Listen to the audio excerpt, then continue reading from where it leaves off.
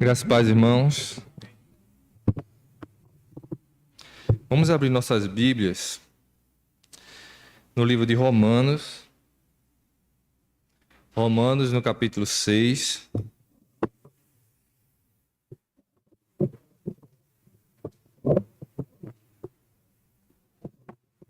Romanos 6, capítulo 23.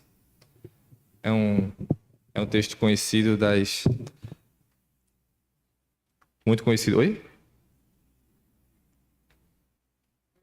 Entendi agora a troca. Capítulo 6, versículo 23. Um texto bastante conhecido, inclusive pelas crianças também, se ensina muito nas EBFs, para decorar. Que diz assim: porque o salário do pecado é a morte, mas o dom gratuito de Deus é a vida eterna em Cristo Jesus, nosso Senhor. A gente podia até fazer um exercício para a gente decorar também, né? Vamos dizer todos juntos? Porque o salário do pecado é a morte, mas o dom gratuito de Deus é a vida eterna em Cristo Jesus. Amém. Nosso Senhor, importante. Vamos orar. Pai bondoso, Pai querido, nós te agradecemos pelo dia, mais um dia de vida que tu nos dás, e um dia especial onde vemos a tua casa e podemos reencontrar nossos irmãos. Te agradecemos pela escola dominical, pelos louvores, porque tudo que tem feito sido aqui, Senhor, é para a honra e glória do teu nome, e sabemos que tu estás presente neste lugar. Continua, Senhor, a falar aos nossos corações nesse instante, em nome de Jesus, amém. O texto que a gente leu, o texto, não entrando inicialmente no texto, mas o que a gente viu em classe sobre a expiação, o texto de Levítico que nós estamos estudando em escola dominical, ele falou sobre a expiação. E particularmente eu gosto muito daquela passagem dos bodes, do bode emissário e do bode expiatório. Claro, a gente sabe que tudo aquilo aponta para Cristo, Hebreus vai explicar isso muito bem, e o próprio Cristo também vai explicar em alguns momentos sobre isso. Mas a figura do bode, particularmente para mim, tem sua representação muito especial, muito significativa, uma vez que Jesus é o cumprimento do que aqueles dois bodes tinham no seu papel, apontando para Cristo. Uma vez que um bode, que era o bode expiatório, ele carregava os pecados, simbolicamente o sacerdote falava os pecados do povo, tendo suas mãos na cabeça do bode, dizendo os pecados do povo, como que simbolicamente transferindo os pecados de todo o povo de Israel para aquele bode, e o bode então era enviado para o deserto, onde ele ficaria fora. Cristo fez isso, cumpriu esse papel, levando sobre si toda a culpa, o nosso pecado, e foi para fora da cidade. Jesus morre crucificado fora da cidade. Esse bode, em especial, não morria. Quem morreria era o bode emissário. Então Jesus cumpre esses dois papéis, do bode emissário e do bode expiatório. Então, tudo isso está representado e muitas coisas ainda a gente vai ver no livro de Levítico sobre isso, né? E o texto, a lição também que a gente viu, falou um pouco sobre a aliança. E eu quero tratar um pouco com os irmãos sobre isso, sobre esse salário do pecado, que é a morte, o dom gratuito de Deus, que é a vida eterna, e todo esse peso do pecado e o simbolismo que ele traz, inclusive e principalmente na pessoa de Jesus, do que ele enfrenta para que esse cume, esse ápice de toda a representação do Velho Testamento que vai se cumprir nele e tem um grande significado para nós hoje. Na Arca da Aliança existiam 3 coisas dentro. Os irmãos se lembram? A lição explicitamente fala do testemunho, por isso também era chamada Arca do Testemunho, porque lá estavam as tábuas da lei. Existia ali também o maná, que o dali não apodrecia, né? O de todos os outros, se passasse um dia, ele apodrecia, mas o que estava lá dentro não apodrecia. E também existia a vara de Arão, que floresceu. A gente tem essas coisas que ficaram guardadinhas lá na Arca da Aliança, com seus aspectos e seus significados. A vara de Arão, ela vai representar a liderança, a mediação, essa necessidade que existe do povo de haver um mediador. Arão, e por conta de sua linhagem também de sacerdotes, que de sumos sacerdotes que viriam de sua linhagem. Então traz essa figuração na vara de Arão. O maná, a providência do Senhor. Ele que sustém o seu povo, independente das situações, dos percalços que eles enfrentam no caminho, o Senhor é que sustenta o seu povo. E a tábua da lei, os mandamentos de Deus, a maneira como agradar a Deus, o reto viver diante do Senhor. Veja, são todos aspectos positivos diante do que a gente tem lá na Arca da Aliança, do que se tinha na Arca da Aliança, e tem esse simbolismo para o povo de Israel, e temos também esse significado para nós. Porém, é importante a gente lembrar também que esses aspectos e significados positivos também tinham os significados negativos. Porque em todas essas ocasiões em que essas três coisas que estavam dentro da arca apareceram, né, vieram à tona na história de Israel, houve uma grande ira do Senhor despejada sobre o seu povo. Veja, a vara de Arão que floresceu e começou a dar amêndoas, ela floresceu diante de uma disputa de liderança que o povo fez contra Moisés e contra Arão, dizendo: e Deus só fala com vocês, vocês são mais especiais que a gente. Deus escolheu Moisés, Deus escolheu Arão. Quando o povo se revoltou contra Moisés e contra Arão, estava se revoltando contra o próprio Deus. E aí foi que foi feito o teste de cada um dos líderes de Israel com suas varas, e Deus responderia fazendo uma vara florescer. E a vara que floresceu foi a vara de Arão. Depois dessa vara, então, vai ficar lá na Arca da Aliança. Mas perceba que por conta de uma disputa, por conta de um pecado do povo, não uma disputa da parte de Moisés, mas por conta do povo, que então se revoltou contra a liderança estabelecida por Deus, então houve esse conflito. E Deus puniu o povo por conta disso. O maná. Lembre que o maná, embora uma coisa preciosa, né, que o Senhor deu como provisão, ele também tem seu aspecto, não aspecto negativo, mas ele lembra a Israel de um pecado do seu povo. Porque o povo murmurou contra o maná. E por conta do maná, eles chegaram a chamar o maná de pão vil, sentindo falta das cebolas e dos coentros do Egito. E por conta disso, dessa murmuração do povo, também houve ira de Deus despejada sobre o povo. E muitas pessoas morreram naquele momento também. A gente tem ainda as tábuas da lei. Que as tábuas da lei nem foram as primeiras tábuas da lei. Porque as primeiras tábuas da lei, Moisés quebrou. Quando se irritou contra o povo, uma vez que ele desceu do monte e viu que o povo já tinha se corrompido, feito bezerro de ouro e adorado esse bezerro de ouro como se fosse o próprio Deus. Então, ali também, nessa memória que existia dessa segunda tábua da lei, porque a primeira eles já foi quebrada por conta de um pecado do povo, existia a lembrança do coração duro do povo que o levou à idolatria.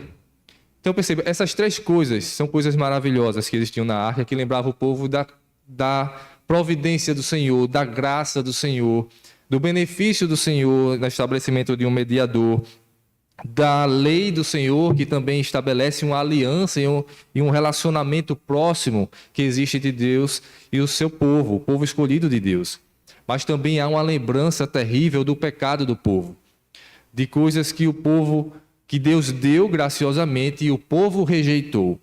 E por conta disso sempre veio ira da parte do Senhor. E aí a gente lembrando agora o que é feito, que foi o que estudamos em classe, de vindo o sangue, tanto do bode como do carneiro, que depois era aspergido sobre a tampa da arca da aliança, do propiciatório, é chamado de propiciatório. Então ali o que tem também é uma lembrança do pecado do povo e que agora era despejado o sangue, e o sangue é a morte. E agora o texto que nós lemos diz que o salário do pecado é a morte, né? Então, Deus, quando olhava para ali, por mais que fosse uma lembrança, o que existia na arca fosse uma lembrança para o povo dos benefícios do Senhor, para o próprio Deus, era uma lembrança também do pecado do povo. E agora existia um sangue derramado daquele pecado, então o preço foi pago.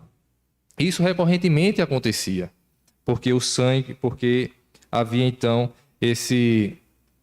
para que fosse lembrado, sempre o pecado fosse perdoado. Porque, como diz o outro texto, sem derramamento de sangue não há remissão, não há perdão. Então precisaria haver esse derramamento de sangue. A lembrança do pecado, então, é o que eu quero ressaltar com os irmãos, uma vez que é a primeira parte do versículo que nós lemos, que o salário do pecado é a morte.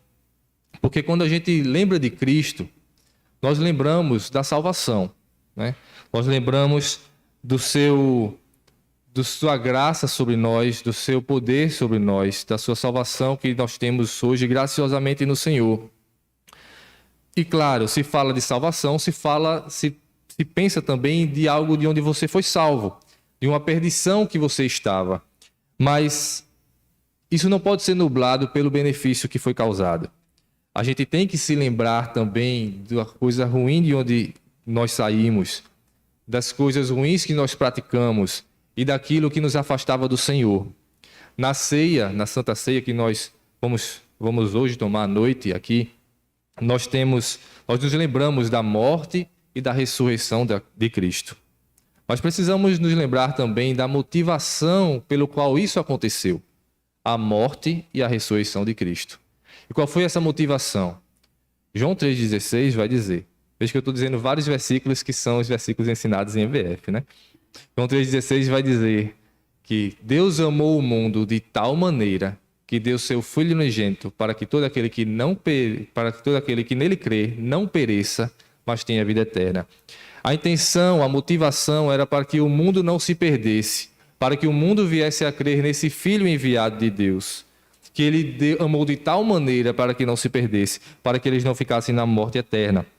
Então, pense em tudo isso, pense nesses momentos também de salvação, de graça, de perdão, de ceia, de onde você foi tirado, daquilo que afastava você do Senhor, para que você lembre a cada instante que você não é merecedor dessa graça, para que você lembre a cada instante que você recorrentemente peca, e porque você peca, o salário do pecado é a morte, você merece a morte. Mas o dom gratuito de Deus inverte isso e traz benefícios para nós. O cumprimento de tudo isso que existia no Velho Testamento vai ser em Cristo, com respeito à expiação. E pense então na morte de Cristo.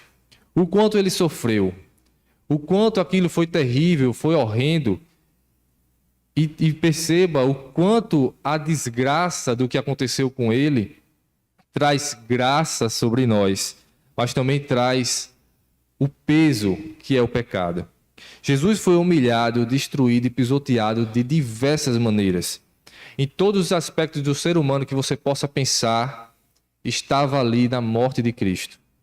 Se você parar para pensar, Jesus está lá crucificado, morrendo uma morte horrível, numa cruz, sofrendo dores em todos os membros e sentindo asfixia pelo peso de seu próprio corpo, porque a Bíblia precisaria descrever um cuspe em seu rosto.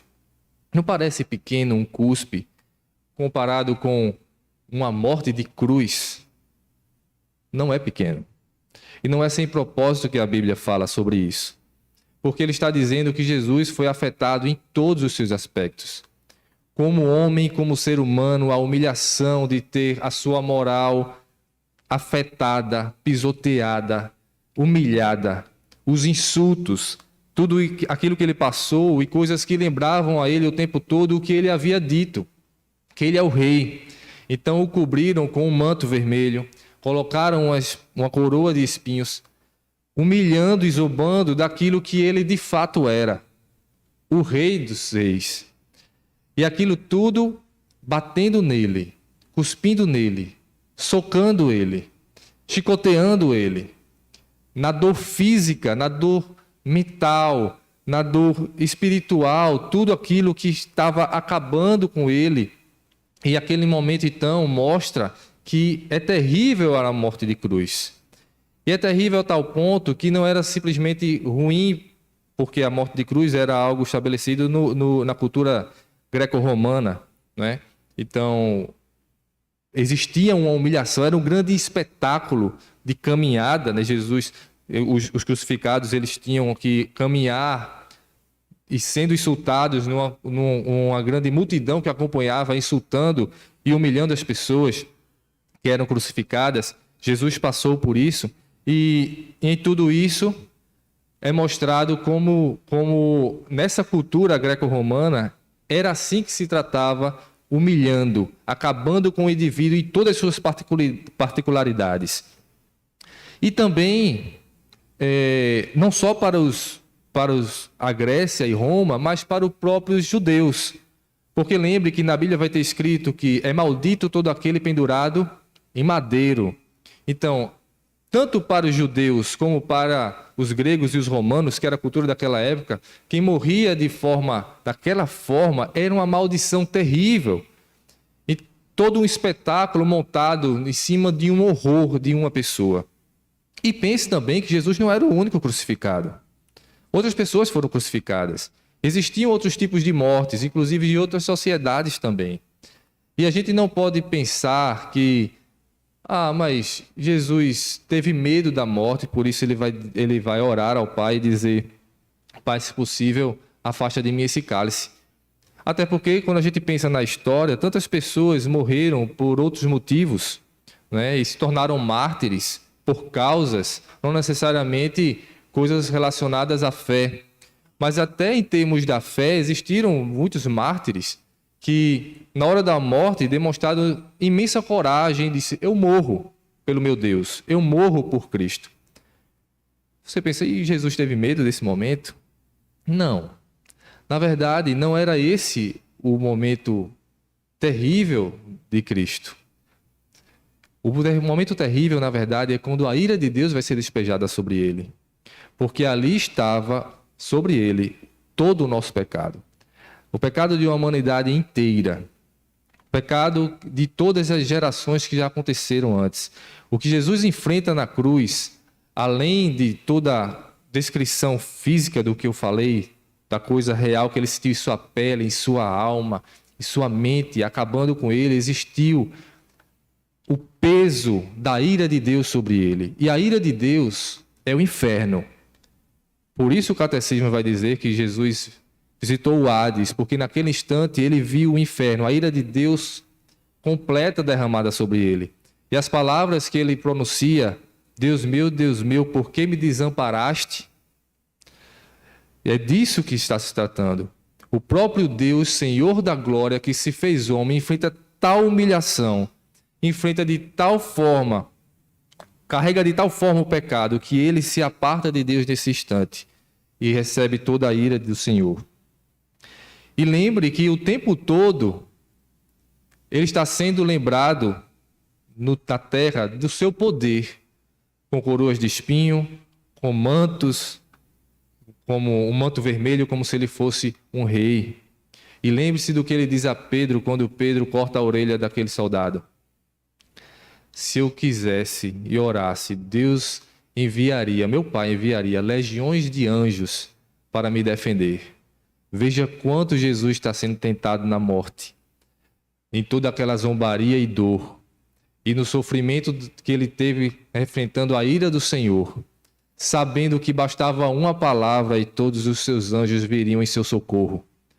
E o Senhor passa por tudo isso com a única motivação: salvar o seu povo, salvar aqueles que creriam nele, para que aqueles que crescem no Senhor não morressem a morte eterna, para que hoje nós tivéssemos vida, para que hoje nós estivéssemos aqui.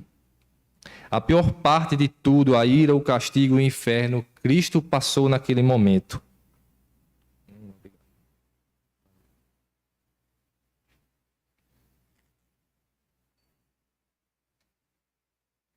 Então, quando o texto diz: porque o salário do pecado é a morte, olhe para a cruz de Cristo, olhe para tudo que ele enfrentou e perceba de que morte está se tratando. É uma morte física? Sim. É uma morte espiritual, principalmente. E quando você pensa no peso do pecado que você carrega, olhe para a cruz de Cristo. O que você merece pelo seu pecado? Em todos os aspectos do ser humano. O que é o contrário da vida que Cristo estabelece para seu povo. O que é o contrário da comunhão com Deus é se tornar inimigo de Deus. E qual é o merecimento dos inimigos de Deus? Cristo sabe. Cristo enfrentou isso. E isso não pode passar desapercebido da gente em momento algum. Quando falarmos de graça, falarmos de salvação, lembre do seu pecado e de onde você foi liberto, do que você estava destinado a você e Cristo livrou você de lá. Isso é graça. Por isso, embora o salário do pecado seja a morte, o dom gratuito de Deus é a vida eterna em Cristo Jesus, o nosso Senhor. O dom, o presente, a graça inteira que Cristo dá. Porque, de fato, quando nós falamos de pecados, às vezes, banalmente, a gente pensa em apenas coisas pequenas. Não. Um pecado é capaz de levar você a uma morte eterna. E se não fosse a graça de Deus, você não teria vida eterna. Isso nós precisamos, então, sempre lembrar, relembrar, para cada vez mais, diante disso, nós glorificarmos a Deus cada vez mais pela salvação que temos em Cristo Jesus. Porque quando olhamos para de onde saímos, mesmo com nossa mente humana limitada, mas percebendo quão grave é o erro, nós tendemos a dar graças a Deus muito mais e glorificar a Deus muito mais. E todas as outras coisas se tornam pequenas, porque o que nós temos em Deus é uma vida plena, é vida eterna, é graça, é comunhão com Deus. E isso ninguém mais pode dar. Não existe reconciliação maior, não existe outro meio a não ser Cristo Jesus. Por isso, vamos dizer todos juntos, novamente, o versículo. Porque o salário do pecado é a morte, mas o dom gratuito de Deus é a vida eterna em Cristo Jesus, nosso Senhor. Que Ele nos abençoe, meus irmãos.